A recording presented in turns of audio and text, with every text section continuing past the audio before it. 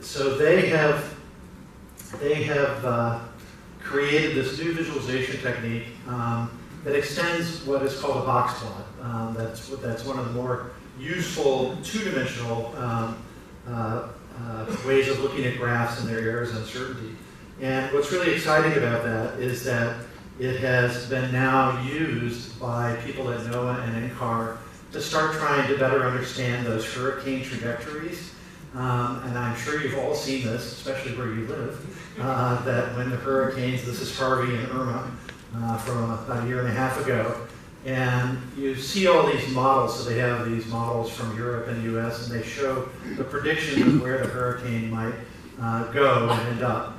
And by and large, I think everyone thinks they're confusing and hard to understand. And so they're using some of this new work on uncertainty visualization to take all of those models and try to find a better way where this here, the yellow line, is the median of where the hurricane should go, and then the kind of purplish line, pinkish volume or area that's there is the confidence intervals of where it should go within there. And so these are screen grabs from NOAA's website internally that they're using for their own researchers. When Harvey and Irma were here, they were trying to see if this was going to help their own researchers. Hopefully at some point this will be actually used out for others as well.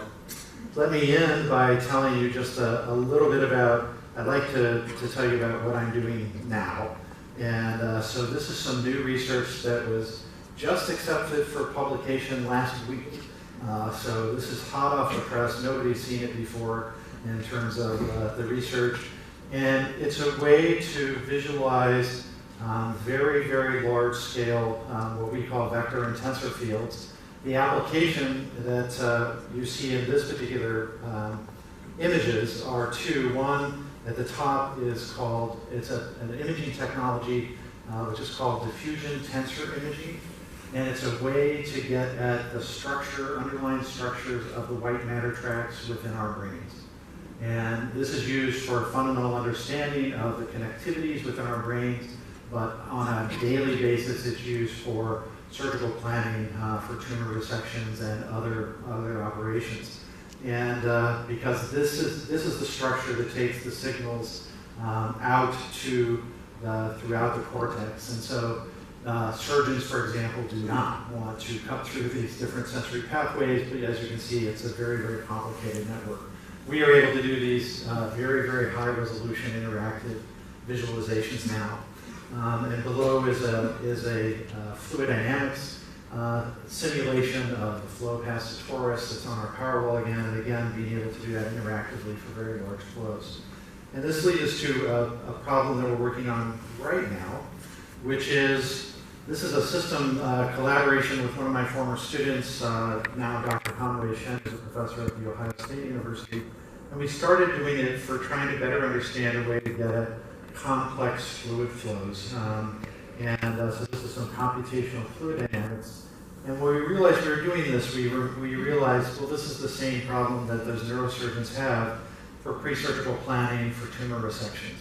And so we're right now working on a way that we can interact with those very complicated visualizations of white matter tracks so that surgeons can plan how to get from the outside and go to the inside to that tumor and avoid those important white matter tracks in those sensory pathways.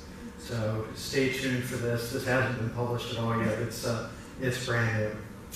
All right, so I'm coming to my end, and let me tell you how we get this all done. And these are our productivity machines. We have 5 espresso machines in case 4 break down. And in the lobby of our institute, we have a ping pong table. If we got one of the ones that folded up, we're going to put in the closet and only bring it out every once in a while for people to play. It's there the whole time. And what we've realized is that ping pong is the international sport of geeks.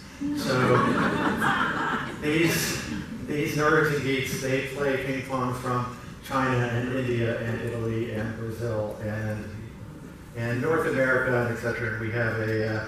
We have a tournament every year, and that student who is in the top right is one of my former PhD students who won the tournament. one year, and you knew it was going to be a problem because he not only had his own paddle, but he had a leather zippered cover that came when he came to play. So we had a feeling that he might know something about ping pong. Here are all of the amazing people at the Scientific Computing and Imaging Institute at the University of Utah who do this work. So we're about 200 faculty, staff, and students. We're very interdisciplinary. We come from multiple departments: computer science, bioengineering, math, physics, etc. And work in this interdisciplinary way to solve problems together. These are the national research centers that we direct, and they're funded by the National Institutes of Health, the Department of Energy. We have an Intel Visualization Center. We also have a newish center on computationally designed efficient materials that's funded by the Army Research Lab.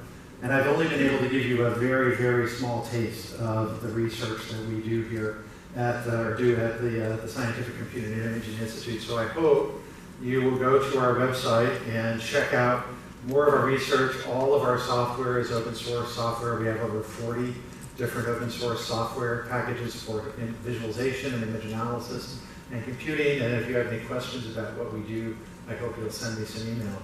So thank you for letting me tell you a little bit about our research.